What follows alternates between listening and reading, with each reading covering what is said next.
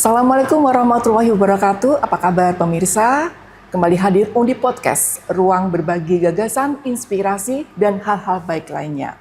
Nah, kali ini episode spesial bulan Ramadan, kita akan menghadirkan salah satu sosok yang akan mengajak kita untuk merefleksikan diri. Dan tema yang akan kita bawakan kali ini adalah melangitkan Ramadan dengan menata diri, menata hati. Sudah hadir di studio kita, sosok yang tadi sudah saya sampaikan hangat dan penuh keteduhan. Beliau adalah Dr. Anda Darosi Endah Yosimia, MPD, mohon maaf kalau salah. Atau yang akrab kita sapa dengan Bunda Darosi. Nah, Bunda Darosi ini sehari-hari adalah dosen psikologi Fakultas Psikologi Universitas Diponegoro. Beliau juga dikenal luas sebagai pakar parenting keluarga, pengembangan diri, dan banyak sekali. Prestasinya pun juga segudang.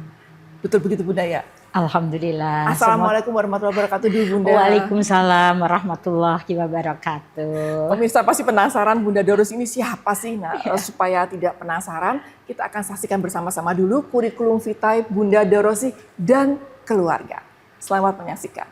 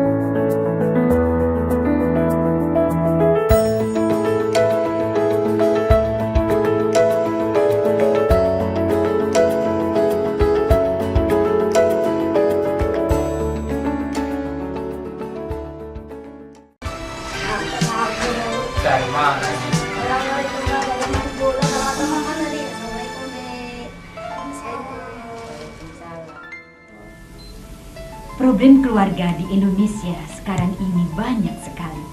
Dari masalah pendidikan anak, pergaulan bebas remaja, dan juga hubungan suami istri. Nah teman-teman, pingin berprestasi tapi juga bermanfaat bagi agama, nusa dan bangsa. Pingin pemberani, pingin ramah, pingin jadi anak soleh-soleha.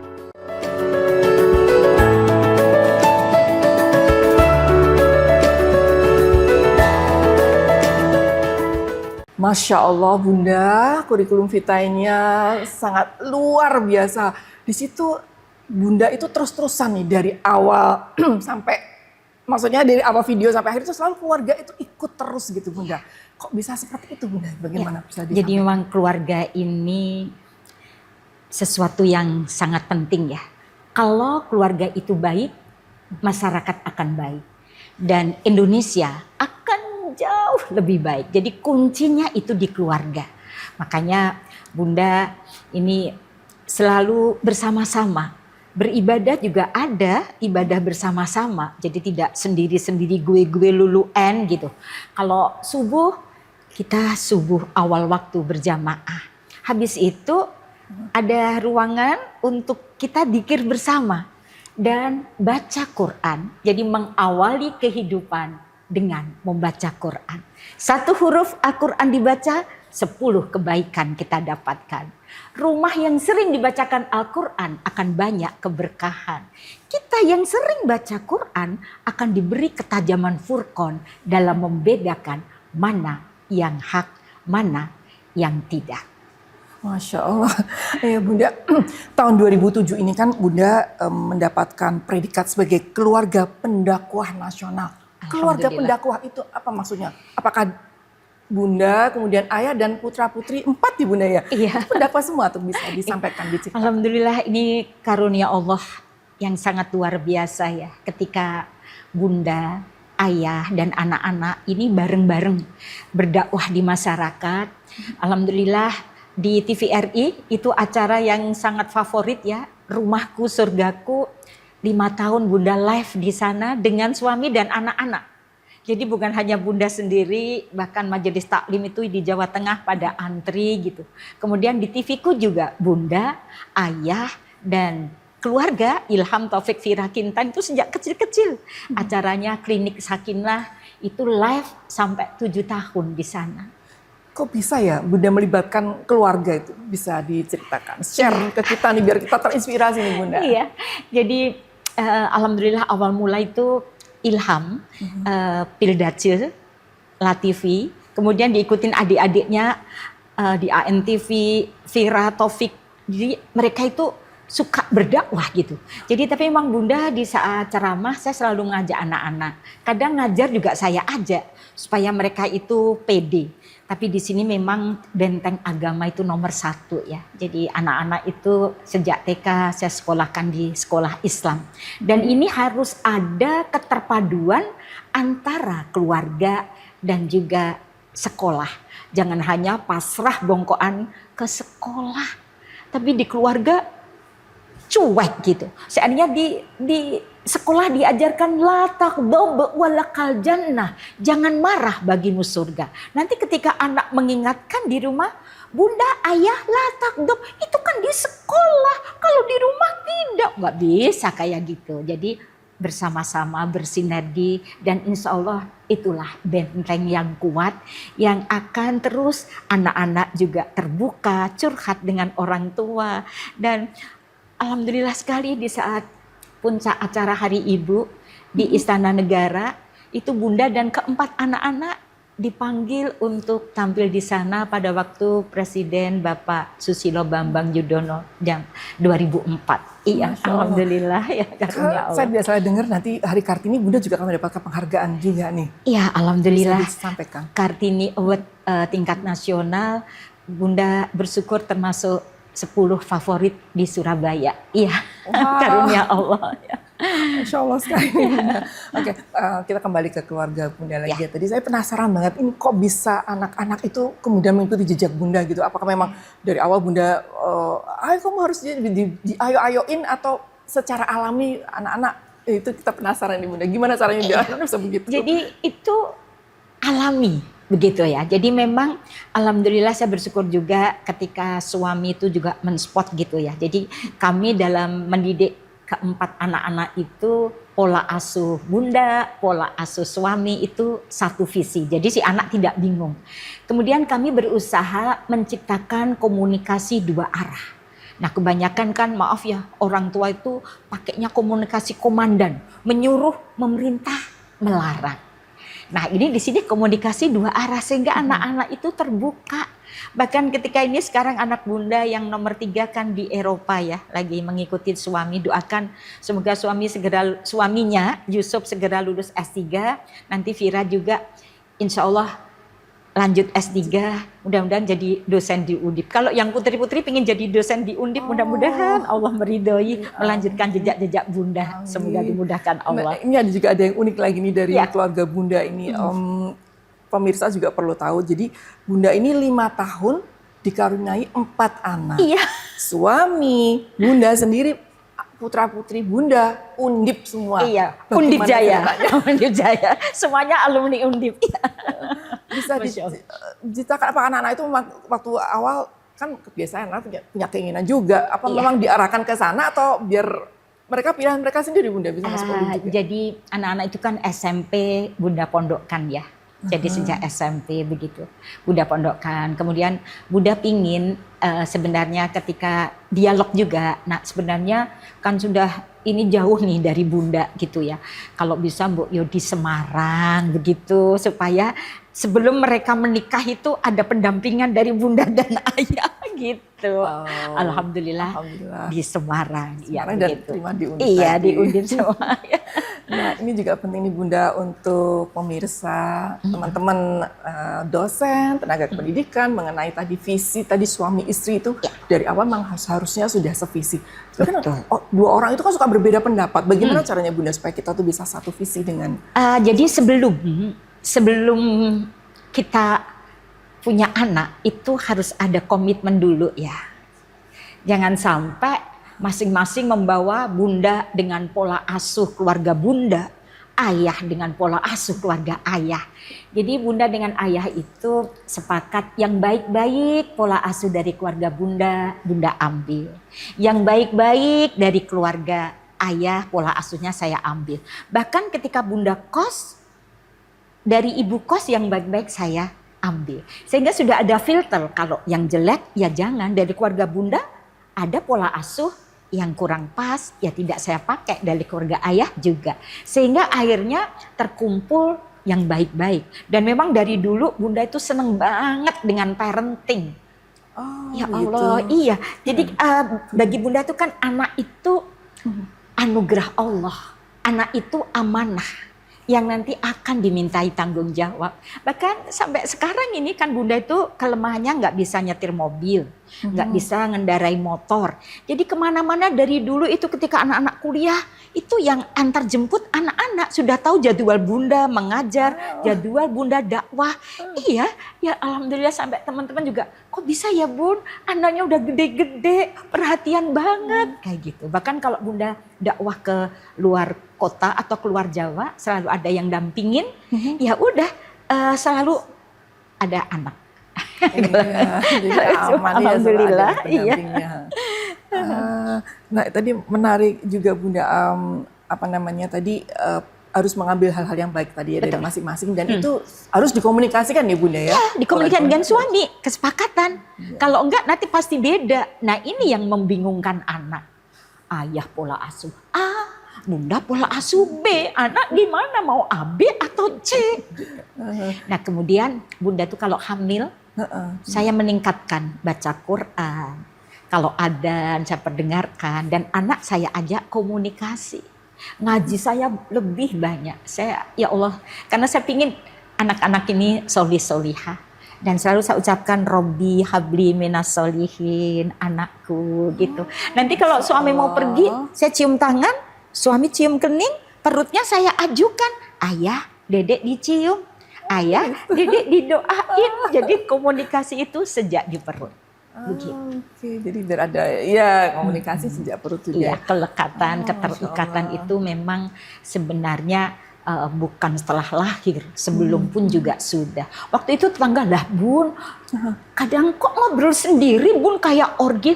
Masya Allah nak, langitnya indah sekali. Saya biasa nggak ngikutin komentar orang. Silahkan orang mau berkomentar apa, tapi saya pingin bahwa anak saya nanti komunikatif, percaya diri. Dan alhamdulillah kan mereka dakwah semua kan jadi pinter ngomong gitu. Dan sejak di kandungan sudah diajak ngobrol terus ya, karena memang itu ada ya batin ya. Iya, yang ibu rasakan anak juga akan merasakan. Masya Allah. Ya, nah Bunda ini berkaitan dengan bulan Ramadan ini kita perlu sekali nih nasihat, petunjuk lah dari Bunda untuk rekan-rekan mahasiswa juga kita yang di Universitas Diponegoro juga dulu pemirsa yang lain itu. Bagaimana terkait dengan ini tadi Bunda apa tema kita kan? Iya. Menata melangitkan diri, Ramadan dengan menata hati, menata diri. Jadi Ramadan itu bulan yang sangat istimewa. Di dalamnya ada malam Lailatul Qadar yang mana pahalanya itu lebih dari 1000 bulan. Kalau dihitung 83 tahun lebih, Masya Allah. Di bulan Ramadan itu pintu neraka ditutup pintu surga dibuka. Bulan Ramadan itu dari awal sampai akhir Ramadan kita akan mendapatkan rahmat, berkah, dan ampunan dari Allah. Jadi tidak dibagi-bagi 10 hari, enggak, dari awal sampai akhir Ramadan. Dijelaskan di Quran surat Al-Baqarah ayat 183. Bismillahirrahmanirrahim. Ya ayyuhalladzina amanu kutiba alaikumusiyam kama kutiba alal ladzina min qablikum la'allakum tattaqun.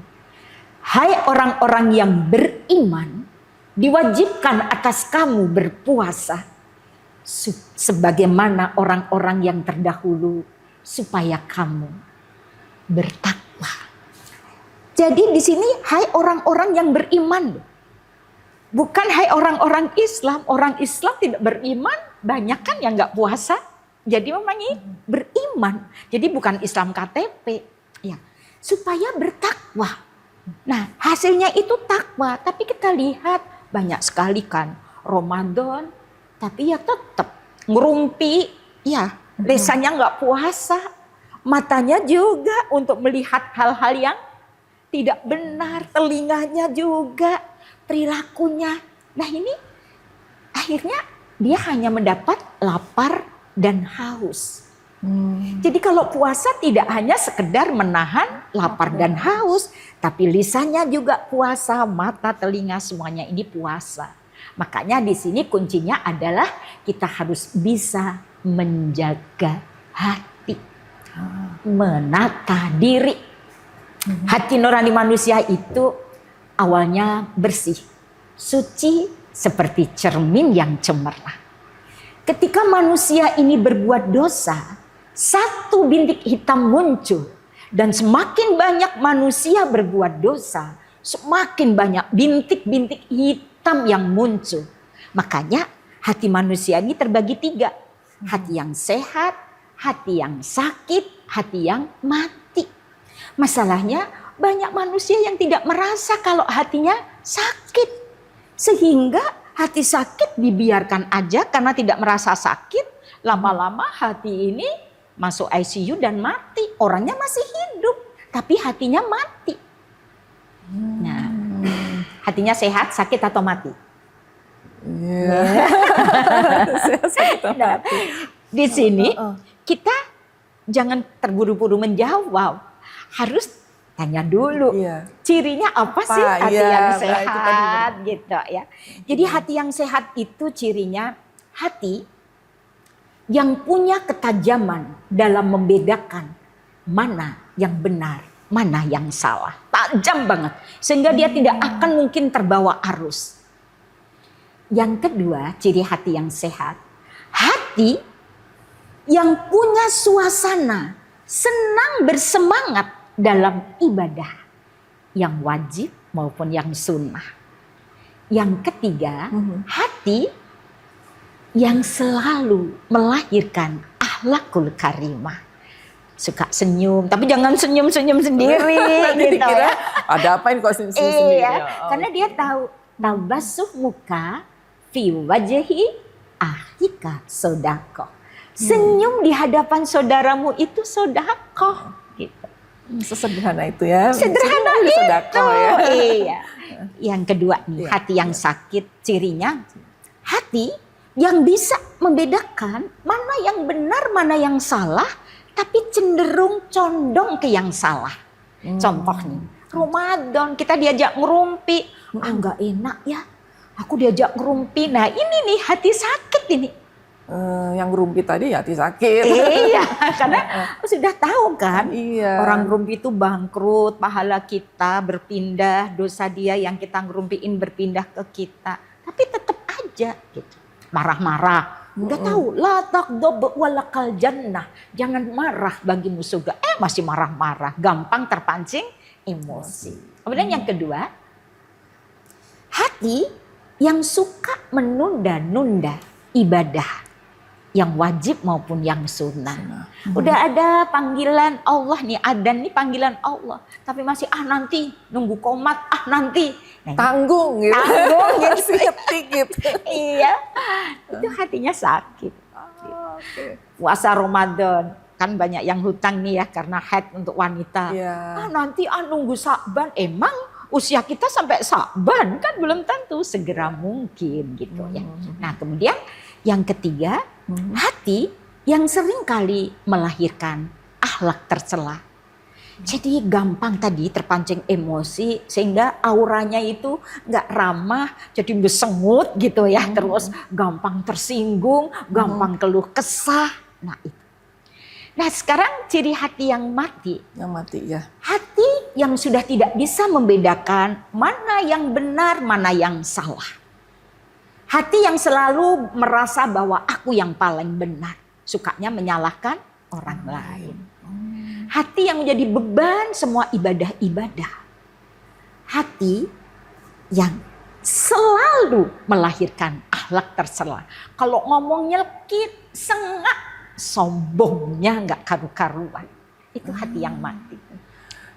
Lalu bagaimana caranya mengobati hati yang tadi yang mati, hati yang luka juga? Gimana nih Bunda? Ini penting nih. Iya penting ini ya. Jadi kalau seseorang ini udah merasa nih hatiku sakit, hatiku kok ini nggak bersih gitu, ada obatnya. Obat hati ada 5 perkaranya. Yang pertama baca Quran dan maknanya. Yang kedua sholat malam dirikanlah. Yang ketiga berkumpullah dengan orang solih. Yang keempat perbanyaklah berpuasa, puasa-puasa sunnah. Yang kelima dzikir malam, perpanjanglah. Nah semua itu insya Allah bisa kita lakukan kalau kita itu senang tolabul ilmi, belajar ilmu agama. Tolabul ilmi faridotun ala kulli muslimin. Begitu. Bunda, ini kalau orang yang sadar tahu aduh hatiku lagi sakit. Kalau ada yang nggak sadar, nggak tahu ini lagi sakit, apakah kita boleh mengingatkan begitu? Caranya bagaimana nih Bunda? Boleh, kita wajib ya. Amar ma'ruf nahi mungkar itu wajib. Caranya yang pertama jangan menggurui. Seandainya nih, Bunda sebenarnya mau mengingatkan nih, Dik, tolong ya, kadang tuh Bunda tuh suka tergoda. Kalau Bunda lupa, hatinya sakit, gampang marah-marah, suka grumpi, tolong diingetin ya. Padahal jenis saya mau ngingetin dirimu, gitu. Sehingga kan tidak tersinggung. Tapi hatimu tuh sakit ya, kamu kok gini-gini, itu kan menyinggung. Jadi udah kita minta tolong ya diingetin Bunda ya, kalau salah ya. Gitu. Sehingga aku banyak kayak gitu nih, kok malah Bunda minta diingetin. Akhirnya dia insya Allah mudah-mudahan ya. Tapi juga kekuatan doa itu luar biasa. Ud'uni astajib lakum. Allah itu amat dekat, doakan dia.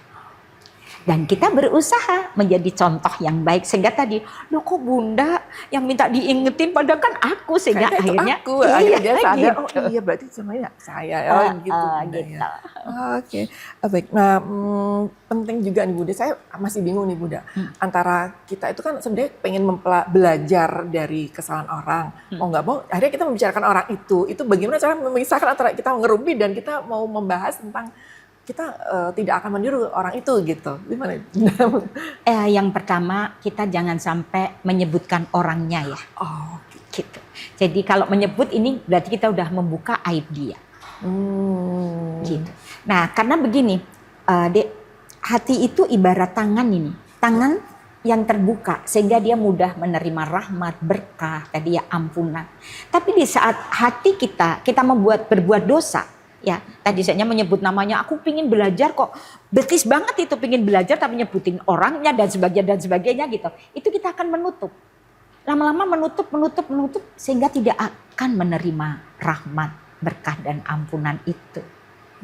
Gini, padahal hati itu jantungnya membuat kita bisa menata diri, menata hati. Sehingga kita menyikapi, seandainya ada orang nih mendolimin kita gitu ya. Kita tidak membalas dengan mendolimi. Doakan dia. Gitu. Iya, Jadi lapang dada. Lapang dada. Iya. Memang agak susah ya Agak Bunda ya, susah. tapi harus dilatih Bunda seperti Betul. itu ya. Awalnya kita harus dipaksakan. Habis itu dibiasakan. Kemudian jadi kebutuhan, akhirnya kita bisa merasakan nikmat. Oh ternyata akhlakul karimah itu Masya Allah luar biasa. Nah, baik Bunda, ini ada pesan penting juga nih untuk adik-adik mahasiswa, juga untuk kami-kami ini di bulan Ramadan ini mungkin bisa menjadi titik balik kita untuk ke arah yang lebih baik gitu. Bunda boleh dong memberikan pesan jangan ke kita gitu. Iya. Bagaimana caranya kita bisa istiqomah itu penting. Anak-anakku mahasiswa-mahasiswi yang dirahmati Allah. Bunda itu terus terang sedih banget ya melihat para mahasiswa sekarang ini, maaf pergaulan bebasnya ngeri. LGBT, judi online, pinjaman online, mereka ya tadinya terperangkap nggak ngerti gitu. Nah ini makanya kita harus terjaga. Nah tolong cari komunitas-komunitas yang bisa saling mengingatkan, saling nasihat menasehati dalam kebenaran dan kesabaran. Bunda kemarin ketika saya sentuh ada ini ya. Ketika Rasul dakwah di Masjid Nabawi, ketika naik tangga itu amin, amin, amin gitu ya. Kemudian setelah selesai dakwah para sahabat bertanya, kenapa ya Rasul engkau mengaminin 3 kali? Ya, tadi malaikat Jibril berdoa dan saya yang mengamini. Itu maksudnya banyak yang tanya ketika saya singgung.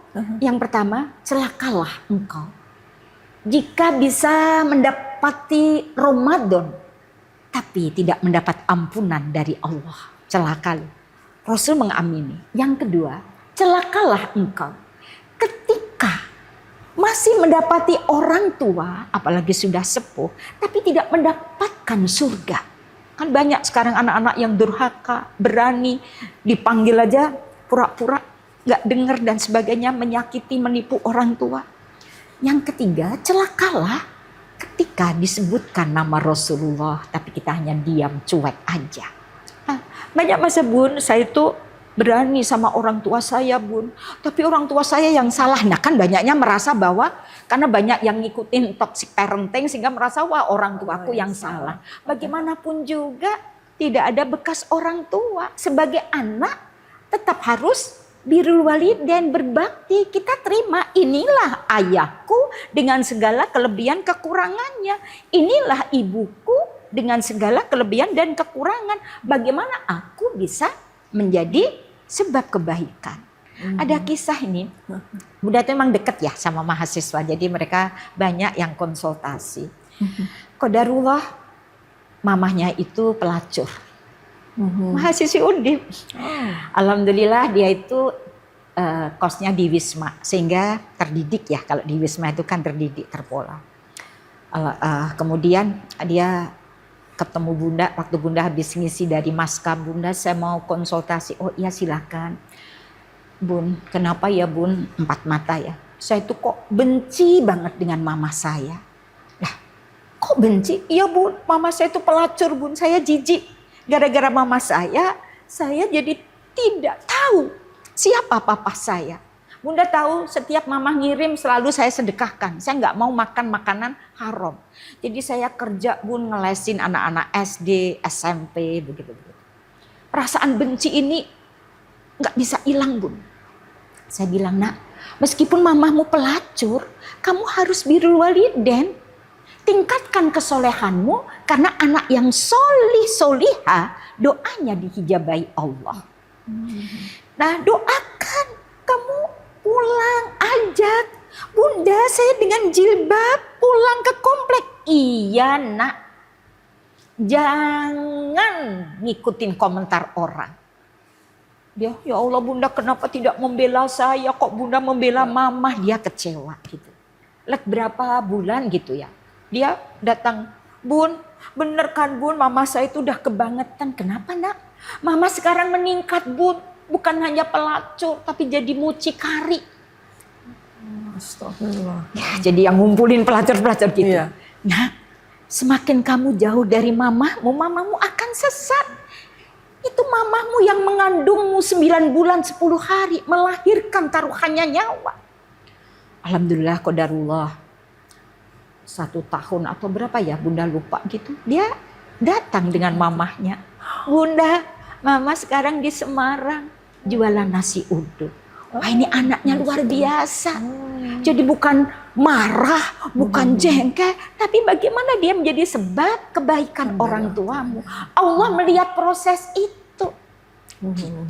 Dan pintu ampunan Allah selalu terbuka ya Bunda ya. Iya, nah, kadang anak itu kecewa. Ayah saya nyesel kenapa dilahirkan, saya nyesel kenapa. Ya Bunda, ini takdir. Kita harus menerima takdir yang baik maupun yang buruk. Sebenarnya itu buruk kan menurut dia. Tapi hikmahnya kan dia pahalanya luar biasa, bisa mengajak. Alhamdulillah mamahnya jadi jualan nasi uduk, ya kan? Iya, Masya Allah. Ada lagi Bunda yang perlu disampaikan ke kami ini Bunda. Iya. Kelewat. Kayaknya banyak banget saking Banyak. bingung saya nih. Iya. Lagi pesan Bunda. Ini kesempatan Ramadan ini benar-benar jadikan sebagai waktu yang frame time yang sangat luar biasa ya. Karena di Ramadan ini ibadah-ibadah itu Allah yang akan mengganti. Kalau di bulan-bulan biasa sudah jelas nih, seandainya baca Quran 10 kebaikan, nanti sedekah dilipat gandakan 700, itu kalau di bulan-bulan biasa. Tapi Ramadan, khusus Ramadan, ini Allah yang akan membalas. Dan tapi di sini bahwa Allah itu tidak sekedar melihat ibadah dohir kita, karena kebanyakan orang-orang itu hanya fokus ke ibadah dohir, sholat diperbanyak, baca Quran diperbanyak, tapi tidak memperbaiki ibadah batinnya. Padahal ibadah batin itu penting banget dan agung dalam Islam, karena dengan ibadah batin innamal a'malu biniat, kita benar untuk menggapai ridho Allah, bukan karena ingin dipuji manusia.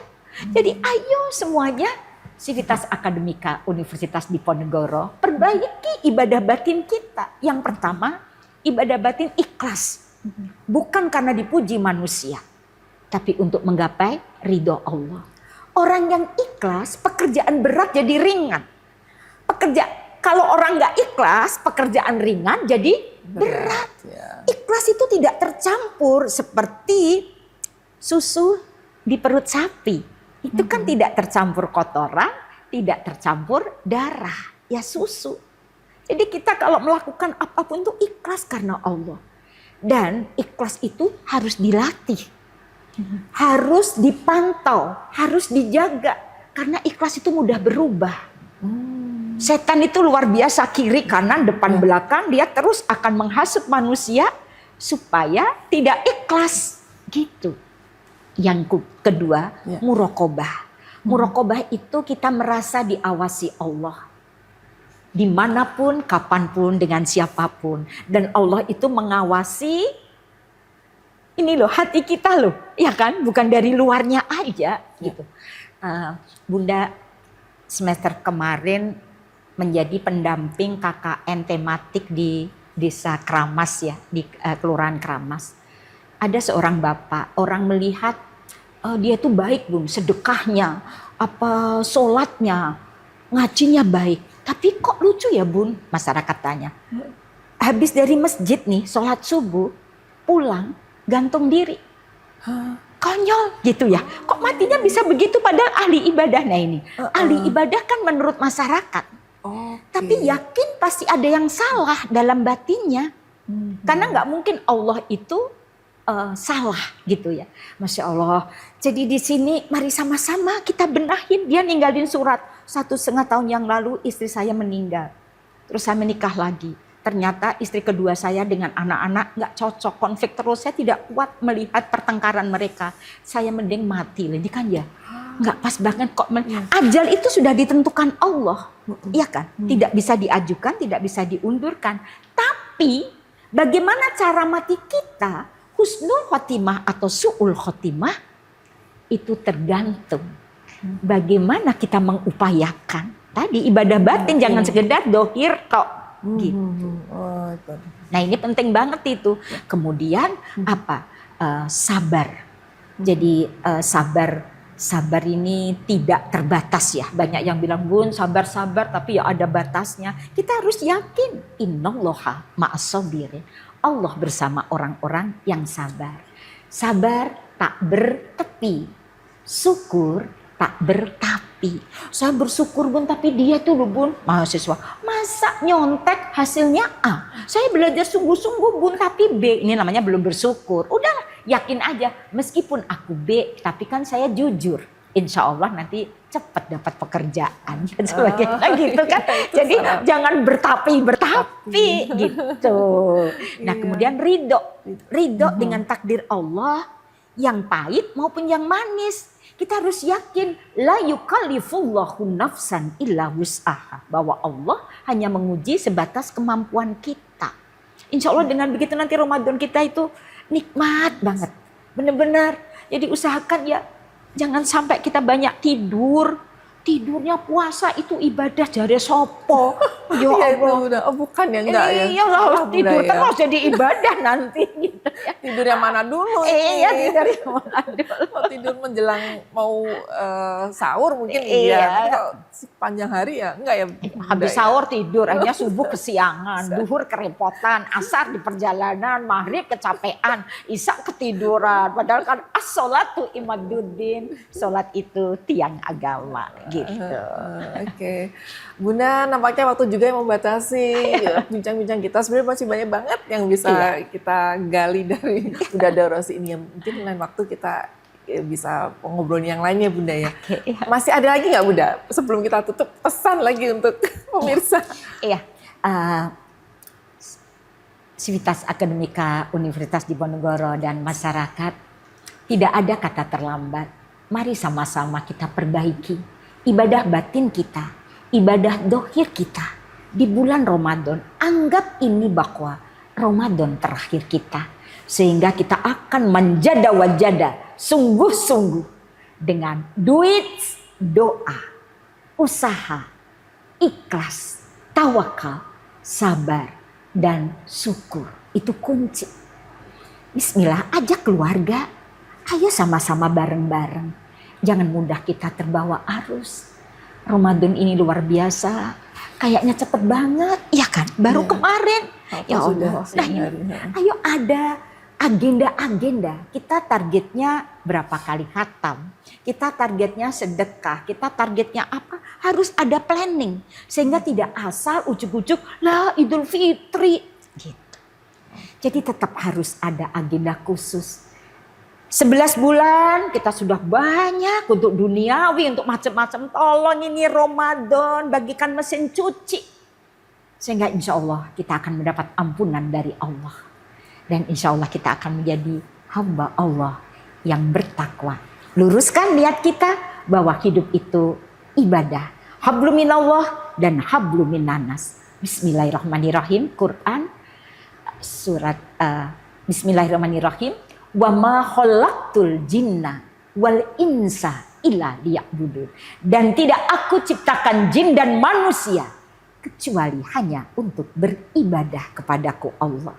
Quran surat Ad-Dariyat ayat 56. Masya Allah.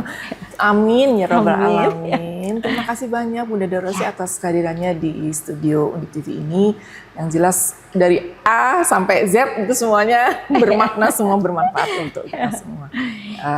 Begitu Bunda ya. Wassalamualaikum warahmatullahi wabarakatuh. Dan kita tutup dengan membaca hamdalah. Alhamdulillahirabbil alamin. Doa kafaratul majelis. Subhanakallahumma wa bihamdika asyhadu alla ilaha illa anta astaghfiruka wa atubu ilaik. Jayalah Undip. Assalamualaikum warahmatullahi wabarakatuh. Waalaikumsalam warahmatullahi wabarakatuh.